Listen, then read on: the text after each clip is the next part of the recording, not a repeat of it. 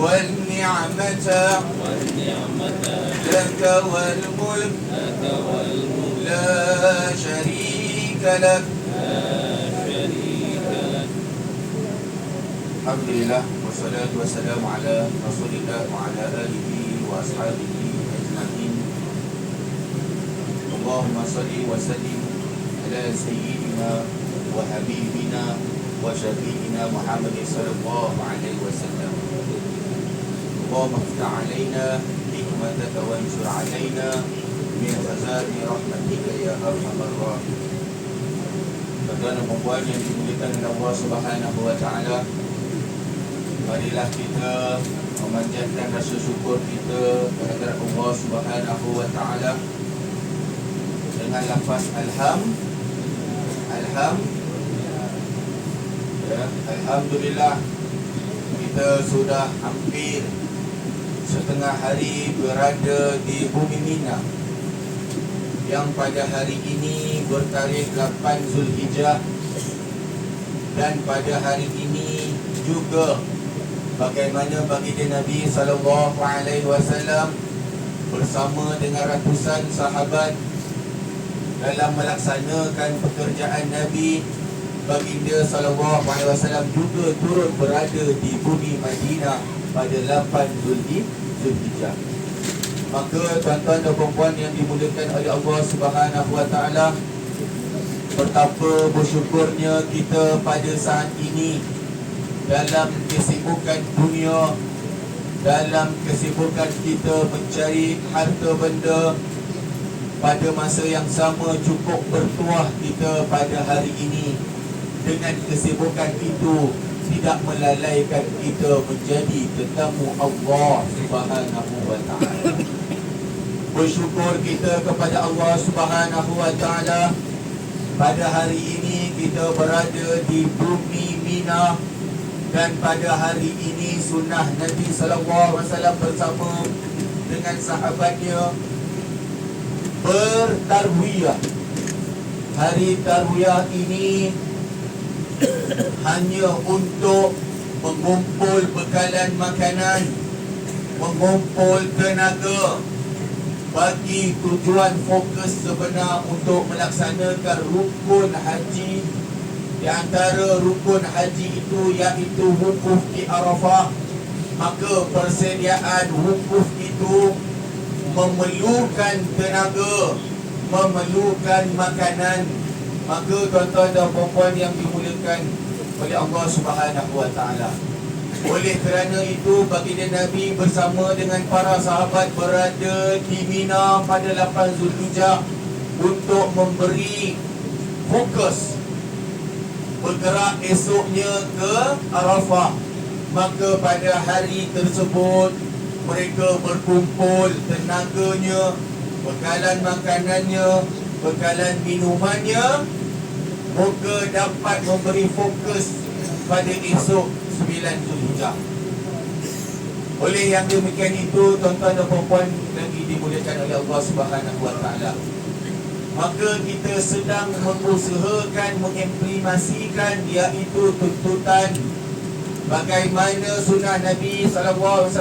Maka kita sedang usahakan moga dengan cara kita mengikut sunnah Nabi ini, kepayahannya, cabarannya, kepenatannya, keletihannya, Allah Subhanahu wa taala jamin kita meraih kemakburan haji.